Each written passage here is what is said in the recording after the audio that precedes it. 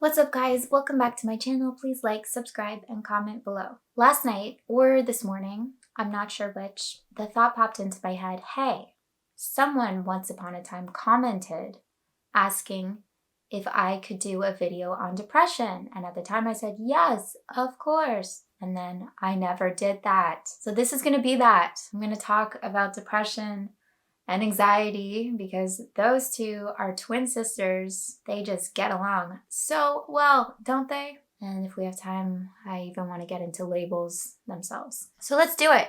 Let's talk about depression.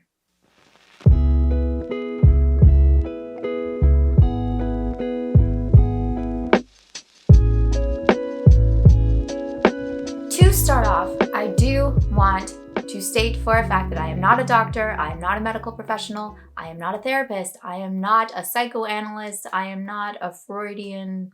I always get psychiatrist and psychologist mixed up. I believe that psychiatrists are the ones who deal with the medication and psychologists are actually the ones who deal with speaking your feelings. And for some reason, I instinctively wanted to go the other way. But anyway, I am not any of those things. I am just a girl standing in front of a camera asking it to love me. And I have had what you could classify as those states of being: very depressed, very anxious, very distraught with panic attacks and day in and day out dread, sadness, gloom, despair. I have had that. And I don't anymore. So how did I do it? And how can you do it? How can one do it? Yes, tell us. Now, I think that when it comes to talking about this, the more specific that one can be, the better. Because putting a label, and all it is a label, it's a name, can be very freeing because suddenly you know that there's nothing wrong with you. You know there's a word for this. You know other people have it too. The stigma is taken out. And for a lot of people, that's very empowering and very freeing. And that's always where you want to look to. Is this thing, is this new information, is this new classification, is this new name, understanding, is this giving me more options or less? Is this giving me more power, more ability to act, more ability to be myself? Does this make me feel better or does this make me feel worse? And you have to decide that for yourself. So for me, I don't like the name of depression or anxiety. I don't like putting a sticker to any state that I'm dealing with because to me, then it becomes part of my identity and it becomes real in this way, in the way that once we name something, it takes on more reality than it did before. And so yes, you can manage it more because it's real, but you can't transform it as easily because it's there. It's like, hey, we're your depression. And suddenly you have this thing as opposed to just a bad day. That's me. That is me, okay? But to be specific, what is depression? Now, I'm not going to go into the whole brain chemistry thing because mostly I don't understand it. However, I, again, think that it is incredibly disempowering, personally, to be like, there are just chemicals in my brain that don't fire right, that don't work right. Please, please, please, I'm not telling anyone to go off their medication. I'm not judging anyone who is on any medication.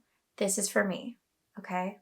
But to me, it seems like you are giving yourself up over to something that is greater than you, that is more powerful than you, that just has a way with you and you are just twisting in the wind unless the doctor gives you the prescription. That's how I feel about it. And when I actually look about what causes depression or what causes anxiety, is it's your thoughts. That's it. Like that is what's causing it. It's not actually your brain chemistry. This is a like chicken and the egg thing. What is causing what? Are those chemicals causing you to think this way? Or are your thoughts causing you to feel that way? And thoughts create your feelings, which then go into the body and, to my understanding, create those chemicals. And the more that those chemicals are present, the more that they are present. So it snowballs. And in that case, yes, medication might be the answer. Another answer can be to adjust your thoughts. The truth is, if you adjust your thoughts, you will no longer have those feelings. And then you will no longer have those chemicals. So adjusting your thoughts. This is what I mean about being specific. And I'm sorry for the pre-ramble, but I do feel it's pertinent and important to get that out there because that seems to be where the conversation goes with depression. Unfortunately, it goes to medication as opposed to what is depression itself, you know? Let's actually talk about this. Let's actually like make it understandable for people to deal with. So you're having thoughts. And not just about yourself, not just about situations in your life, not just about circumstances or other people. You're having thoughts around all of that too. You probably will not recognize all of the things that are going on in your brain at first, or maybe even after like years of doing this, you may still not recognize that in actuality you have not a reality, not a truth of the situation, but you have an opinion, thoughts, an occurring of the situation. That's all you actually have. So places to look are self-concept, what you think about yourself, what you think in your head, what you say in your head about yourself.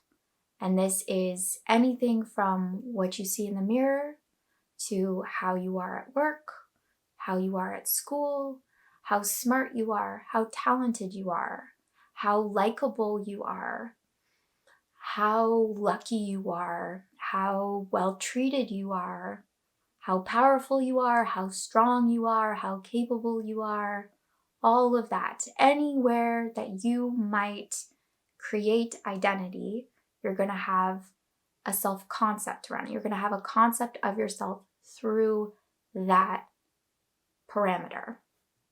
So that's one place to look. Another place to look is the world outside of you. Relationships are super, super helpful as a category for which to look at this. What do you think about other people? What do you think about the people in your life? And what do you think they think about you? This isn't necessarily the truth. This isn't the truth. Not even necessarily. Cross that word out. This isn't the truth. This is just what you think. You have thoughts about what other people think. That's all you actually have. So a place to look for where your thoughts at is, what do you think other people think? What do you think other people think about you, if that bothers you in some way? Or it could be, what do you think other people think in general?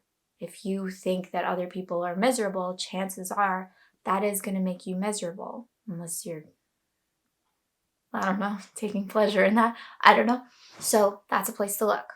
Another place is the world itself, is the environment, is nature, is weather, is politics, is the news, is your food, is the objects in your environment, is your car, is your job, is all of the accessories to your life. That's another place to look as well. And then the third place that I would look is the kind of more bigger conceptual, is that how I want to put it? It's how you see life itself. This kind of goes into, this kind of goes into self-concept as well, but it's those big pictures of what you feel are the rules of life. There are no rules to life. There are none. There are no ways in which life works. You determine that through your thoughts, and then you create evidence about how it works like that.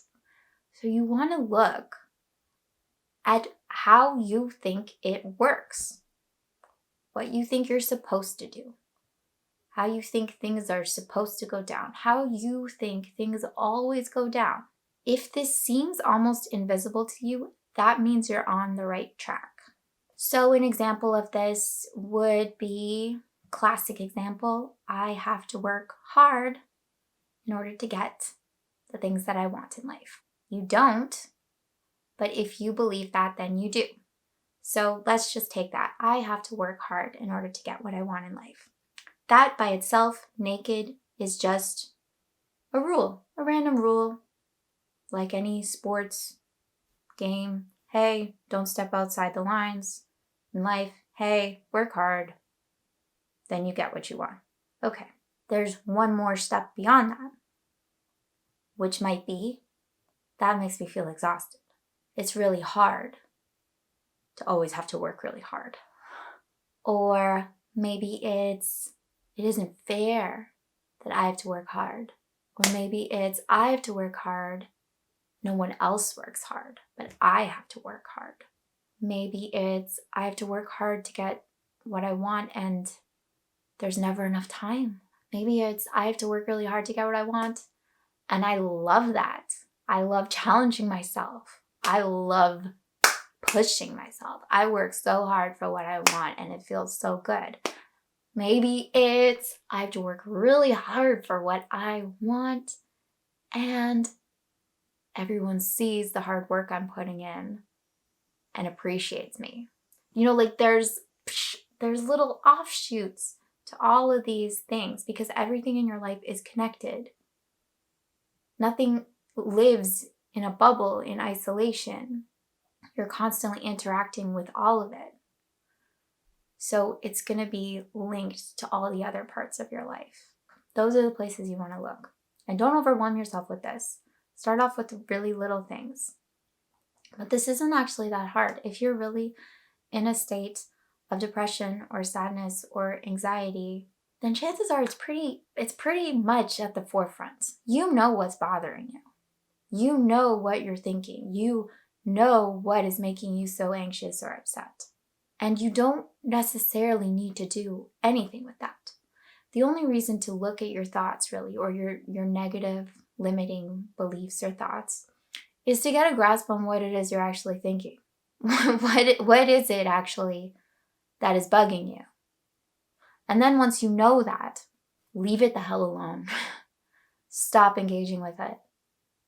Because obviously it's not serving you. Obviously it's not helping you. If it has you feeling this bad, that is a signal, hey, this doesn't work for us.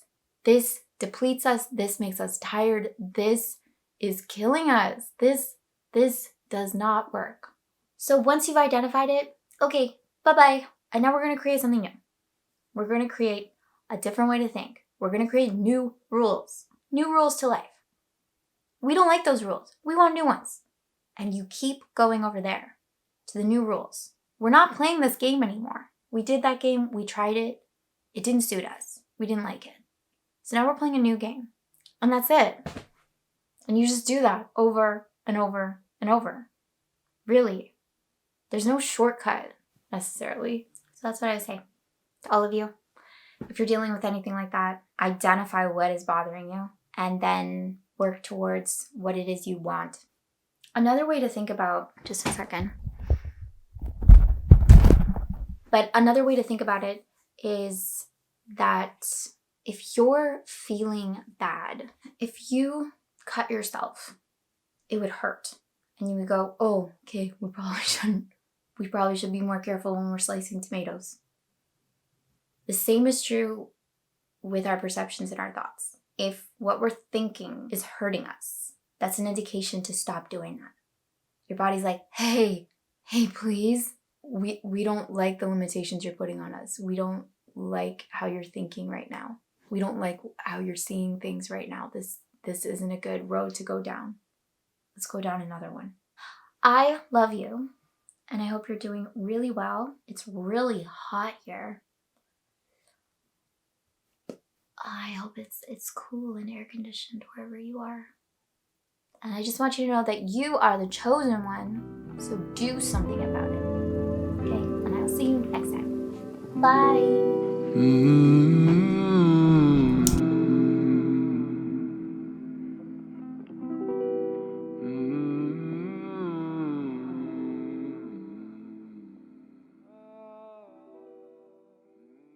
So today, instead of coffee, I have like my giant water bottle. So let this be a disclaimer to all of you to stay hydrated. It's hot out there. I could be a doctor.